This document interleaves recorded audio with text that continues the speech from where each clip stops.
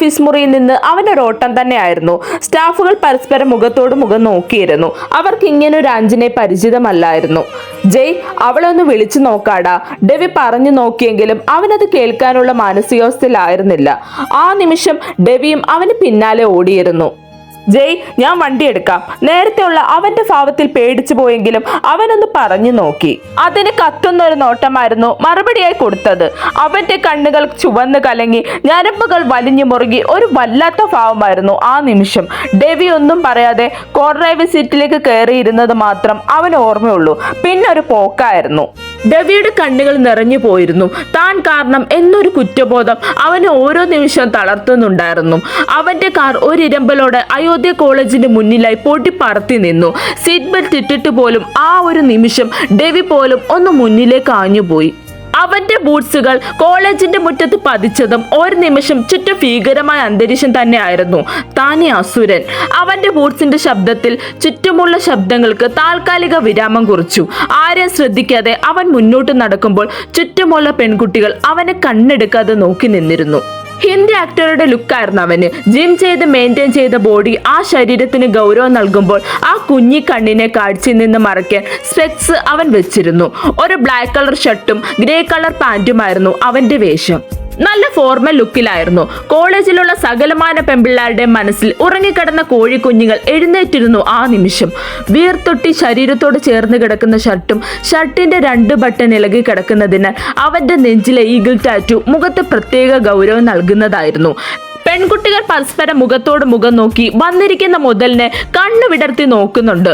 ബോയ്സിനാണെങ്കിൽ അസൂയ നിറഞ്ഞു നിന്നിരുന്നു. അവൻ ചുറ്റുമൊന്ന് കണ്ണോടിച്ച ശേഷം ആരെ മൈൻഡ് ചെയ്യാതെ അതേ ദേഷ്യത്തോടെ പ്രിൻസിപ്പൽ ഓഫീസ് റൂമിലേക്ക് അനുവാദം പോലും ചോദിക്കാതെ തള്ളിക്കേറുകയായിരുന്നു. പ്രിൻസിപ്പൽ സുധാകരൻ പേടിയോടെ അതിലുപരി ഭയത്തോടെ അവനെ കാണെ എഴുന്നേറ്റ് നിന്നു. താനെ ഒത്തിരി അങ്ങ് മര്യാദ കാണിക്കേണ്ട ആവശ്യമില്ല. അവൾ എവിടെ? എന്റെ ഭാര്യ ശ്രീഭദ്ര. അലറുകയായിരുന്നു അവൻ ആ നിമിഷം. സാർ, ഇന്ന് ഉച്ചവരെ ക്ലാസ് ഉള്ളായിരുന്നു. ക്ലാസ് കഴിഞ്ഞ് എല്ലാവരും അപ്പം തന്നെ ഇറങ്ങിയിരുന്നു.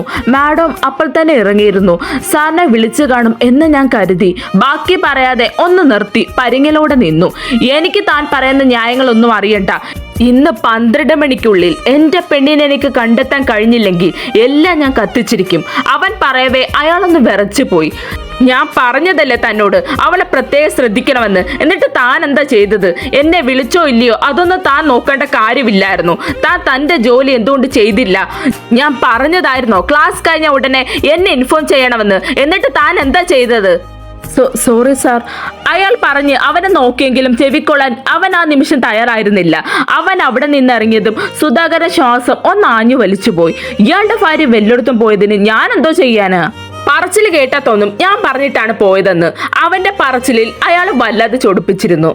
ജയുടെ കണ്ണുകൾ നിറഞ്ഞു പോയി. നീ പേടിക്കാതെടാ മോളെ, നമുക്ക് കണ്ടെത്താം. ഡെവി പറയവേ തുറച്ചൊരു നോട്ടമായിരുന്നു മറുപടി. ജയ് ആരെയും മൈൻഡ് ചെയ്യാതെ വണ്ടിക്കടുത്തേക്ക് പാഞ്ഞിരുന്നു. ഉള്ളിൽ എന്തിനോ ഭയം നിറയുന്നുണ്ടായിരുന്നു. കോളേജിലുള്ള പെൺകുട്ടികൾ അവന്റെ ആ ഗൗരവം നിറഞ്ഞ മുഖവും ആ മുഖത്ത് നിറഞ്ഞു നിൽക്കുന്ന ദേഷ്യവും വിയർത്ത ദേഹത്തോട് ഒട്ടിക്കിടക്കുന്ന ഷർട്ടിലൂടെ കാണുന്ന അവന്റെ ഉറച്ച ശരീരഘടനയെ നോക്കി ഉമ്മനീരിറക്കിപ്പോയി. അവന്റെ കാർ മുന്നോട്ട് പാഞ്ഞിട്ടും അവർ ആ നിൽപ്പ് അങ്ങനെ തന്നെ തുടർന്നു. ഇതേ സമയം ശ്രീയും മറ്റു 2 പേരും മാളിൽ വന്നതായിരുന്നു. മതിയടി, ഇപ്പൊ തന്നെ സമയം ഒരുപാടായി. അച്ചുവേട്ടൻ വരാറായി. വിളിച്ചിട്ടാണെങ്കിൽ റേഞ്ച് തീരെയില്ല, ശ്രീ വിഷമത്തോടെ പറഞ്ഞു. അവർ ബീച്ചിൽ കുറച്ചു സമയം നിന്ന് കഴിഞ്ഞ് നേരെ പോയത് അടുത്തുള്ള മാളിലേക്കായിരുന്നു. അപ്പോഴേക്കും സമയം 5 കഴിഞ്ഞിരുന്നു. നോക്കു പെണ്ണെ, ഞങ്ങൾ പറഞ്ഞോളാം നിന്റെ കണവനോട്, നീ പേടിക്കാതിരിക്കടി. അവളുമാർ ശ്രീയെ കളിയാക്കി. ഓടി, നിങ്ങൾക്കൊക്കെ അങ്ങനെ പറയാം. ദേഷ്യം വന്ന അച്ചോട്ട താനെ അസുരനാ എന്തോ ഓർത്ത പോലെ അവളൊന്ന് വിറച്ചു പോയി. ദേ, ഇവിടെ വരെ വന്നതല്ലേടി, ഇതുകൂടി കഴിഞ്ഞു പോകാം, നമുക്ക് എപ്പോഴും ഒന്നും ഇല്ലല്ലോ പറഞ്ഞുകൊണ്ട് രണ്ടും അവളെ വലിച്ച് അകത്തേക്ക് കൊണ്ടുപോയിരുന്നു. എന്നാൽ അവരുടെ പിന്നാലെ തന്നെ അവരും ഉണ്ടായിരുന്നു. ഗുണ്ടകളെന്ന് തോന്നുന്ന 2 പേർ അവർക്ക് പുറകെ തന്നെ ഉണ്ടായിരുന്നു. പെട്ടെന്നാണ് അതിലൊരുത്തന്റെ ഫോൺ ബെല്ലടിച്ചത്. എന്തായി ശക്തി, അവളെ കിട്ടിയോ? ജിത്ത് പ്രതീക്ഷയോട് ചോദിക്കവേ, ഞങ്ങൾ പുറകെ തന്നെ ഉണ്ട്, ഇപ്പൊ മാളിലാണ്, കുറച്ച് സമയമായി. ആ പൊന്നമോ ഞങ്ങളിട്ട് കറക്കുന്നു. ഇനി എന്തായാലും മുന്നും പിന്നും നോക്കുന്നില്ല, അവളെയും കൊണ്ടേ ഞങ്ങൾ വരൂ, ശക്തി ഉറപ്പ് നൽകി. അങ്ങനെ ആയാൽ നിങ്ങൾക്കൊക്കെ കൊള്ളാം. ഇതിലും നല്ല അവസരം ഇനി കിട്ടില്ല. അറിയാലോ, ഇപ്പൊ തന്നെ അയാളൊക്കെ കലി പിടിച്ച് നിൽക്കുക. ഇവളെ എത്രയും പെട്ടെന്ന് അയാളെ ഏൽപ്പിക്കണം. ഞാനും കൂടി വരണോടാ? ജിത്ത് ഒരു സംശയത്തോടെ ചോദിച്ചു. ഞാൻ മാളിന്റെ അടുത്ത് തന്നെ ഉണ്ട്, എന്നാ നീ കൂടെ പോന്നോ? ശക്തി മറുപടി കൊടുത്തു. ശരി, അവളെ വിടാതെ പിന്തുടരണേ, ഞാൻ ദേ വന്നു കഴിഞ്ഞു പറഞ്ഞുകൊണ്ട് ജിത്തിന്റെ കാർ ശതവേഗത്തിൽ മുന്നോട്ട് പാഞ്ഞിരുന്നു. കല്യാണം പ്രമാണിച്ച മംഗലത്ത് തറവാട്ടിൽ ചടങ്ങുകൾ തകർത്തരങ്ങേറുകയാണ്. മാധവനും എല്ലാ കാര്യത്തെയും മുന്നിൽ തന്നെ നിന്ന് ചെയ്തിരുന്നു.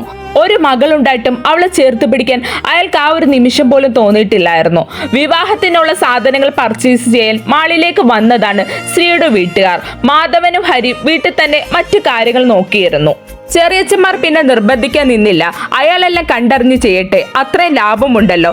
തങ്ങളുടെ ലാഭം മാത്രം അവർ നോക്കിയിരുന്നുള്ളൂ. മാളിൽ ഓരോ സാധനങ്ങളും നോക്കുമ്പോഴാണ് മഹിയുടെ കണ്ണുകൾ ഒരിടത്ത് മാറി നിൽക്കുന്ന ശ്രീഭദ്രയിൽ ഉടക്കിയത്. അയാളുടെ ചുണ്ടിൽ പുച്ഛം നിറഞ്ഞു. നോക്കിയടാ മധു, അത് മറ്റവളല്ലേ ശ്രീഭദ്ര? പുച്ഛമായിരുന്നു അയാളുടെ വാക്കുകളിൽ. അതെ, രണ്ട് പറഞ്ഞില്ലെങ്കിൽ അത് ശരിയാകില്ല മഹിയേട്ട. ഏട്ടൻ വാ പറഞ്ഞുകൊണ്ട് അവർ അവളുടെ അടുത്തേക്ക് ചെന്നിരുന്നു. ആ നിമിഷം എന്താണ് മോളെ, സുഖം തന്നെയല്ലേ? മഹിയിൽ അപ്പോഴും പുച്ഛമായിരുന്നു. അവൾ ഞെട്ടലോടെ തിരിഞ്ഞു നോക്കി. അനു നിമിഷം അവളുടെ കൂടെ തന്നെ ഉണ്ടായിരുന്നു. ശക്തി ഒരു നിമിഷം കൂടെ ഉണ്ടായിരുന്ന നിഖിൽ അവനെ പിടിച്ചു നിർത്തി. ഇപ്പൊ പോകണ്ട, നോക്കിയേ മഹിസാറും മധുസാറും. നിഖിൽ വിരൽ ചൂണ്ട ഭാഗത്തേക്ക് നോക്കിയതും ഛേ, ഇവർക്ക് വരാൻ കണ്ട സമയം. തിരക്ക് വലുതായി ഇല്ലാത്ത ഭാഗമായിരുന്നു. ഇവിടെ വെച്ച് അവളെ കൊണ്ടുപോകാൻ നിസ്സാരമായിരുന്നു. പോട്ടടാ, ജിത്ത് വരുമല്ലോ, അവൻ വരട്ടെ. എന്തായാലും ഇത്രയും നേരമായില്ലേ, നമുക്ക് നോക്കാം. ഇവൾ എന്തായാലും മാളിന് പുറത്തിറങ്ങുന്നതിന് മുമ്പ് തന്നെ നമ്മൾ കൊണ്ടുപോയിരിക്കും. ശക്തി എന്തോ ഓർത്ത പോലെ പറഞ്ഞു. നിഖിലിലും പുഞ്ചിരയായിരുന്നു ആ നിമിഷം. എന്താ മോളെ, ഞങ്ങളെയൊക്കെ അങ്ങ് മറന്നോ? പിന്നെ എന്ത് ചോദ്യമാണ് മഹിയേട്ട ചോദിക്കുന്നത്? ഏതോ ഒരുത്തൻ്റെ കൂടെ സുഖിച്ച് കഴിയുവല്ലായിരുന്നോ? അതിൻ്റെയൊക്കെ കാണാനുമുണ്ട്. അയാൾ ഒരുതരം പരിഹാസ രൂപേണ അത് പറയുമ്പോൾ അവൾക്ക് അറപ്പ് തോന്നിപ്പോയി. അതുപോലെ അയാളുടെ വാക്കുകളിൽ ഞെട്ടലുളവാക്കി. പൊടുന്നനെ ആ കണ്ണുകൾ നിറഞ്ഞുപോയി. അത് കാണേ ദേ കഴവാ, സൂക്ഷിച്ച് സംസാരിക്കണം. അവൾ സുഖിച്ചെങ്കിൽ അത് അവളുടെ ഭർത്താവിന്റെ കൂടെയാണ്. അതിൽ തനിക്ക് എന്താ ഇത്ര കൊള്ളാൻ? അനു ദേഷ്യത്തോടെ ചോദിക്കവേ അയാളുടെ മുഖം ദേഷ്യം കൊണ്ട് വലിഞ്ഞു മുറുകി. അനു വേണ്ടടി, നമുക്ക് പോകാം, നീ ഒരു പ്രശ്നമാക്കണ്ട. ശ്രീ പേടിയോടെ അനുവിനെ പിടിച്ച് പുറകിലേക്ക് വലിച്ചു. അത് കാണെ അയാളൊന്ന് പുച്ഛിച്ചു. നീ ഒന്ന് മാറിയടി, അവൾ പറഞ്ഞതിൽ എന്താ തെറ്റുള്ളത്? ഇയാളുടെ ഭാര്യ ഇയാളെ പരിഗണിക്കില്ലെന്ന് പറഞ്ഞ് നാട്ടിലുള്ള ഭാര്യ ഭർത്താക്കന്മാർ അങ്ങനെ ആകണമെന്നാണോ ഇയാൾ ഈ പറഞ്ഞു വരുന്നത്? നിമിഷ ഒരടി മുന്നോട്ട് വെച്ചുകൊണ്ട് പറയവേ വേണ്ട നിമ്മി, ഇതെന്റെ കൊച്ചച്ചന്മാരാ, അവൾ പതിയെ പറഞ്ഞു. ഹോ, നിങ്ങളാണോ? നിങ്ങളെ കാണാനിരിക്കുവായിരുന്നു. നിങ്ങൾക്ക് എന്ത് നാണമില്ലേ? ഒന്നുമല്ലെങ്കിൽ അമ്മയില്ലാത്ത കുട്ടിയല്ലേ ഇവൾ. ഇവളുടെ അച്ഛനോ വകതിരിവില്ല. നിങ്ങളല്ലേ പറഞ്ഞ് മനസ്സിലാക്കേണ്ടത്. അതിന് പകരം അദ്ദേഹത്തിനെ പറഞ്ഞിലക്കി വിടുവല്ലേ? എടി, അയാൾ ദേഷ്യത്തോടെ ഒരടി മുന്നോട്ട് വന്നതും മഹിയേട്ട, മധുവേട്ട വേണ്ട വിളിച്ചുകൊണ്ട് ഭാര്യമാർ അവർക്കടുത്തേക്ക് വന്നിരുന്നു. നിങ്ങൾ എന്തിനാ ഇവളോടൊക്കെ സംസാരിക്കാൻ നിൽക്കുന്നത്? ഇവളുടെ അമ്മയെ പോലെ അല്ലേ ഇവളും? വേല ചാടി പോയില്ലേ? നമുക്ക് എന്താ നഷ്ടം? പുതിയ വേലക്കാരിയായി, അത്രേ ഉള്ളൂ. വരാൻ നോക്ക്, ദേ എല്ലാവരും നോക്കുന്നു. ഒന്നാമത് ആകാശയുടെ കല്യാണമായി, അതിൻ്റെ ഇടയ്ക്ക് ഒന്നിന് പോകണ്ട. അവർ പറഞ്ഞത് ശരി വെച്ച് കൂർപ്പിച്ച് നോക്കി അവർ വാങ്ങിയ സാധനങ്ങൾ ബില്ലടിക്കാനായി പോയിരുന്നു. അവളെ നിരീക്ഷിച്ചിരുന്ന രണ്ടുപേരിലും അത് ആശ്വാസം നിറഞ്ഞു. ജയുടെ കാർ വിജനമായ ഒരിടത്ത് മാറ്റി നിർത്തി.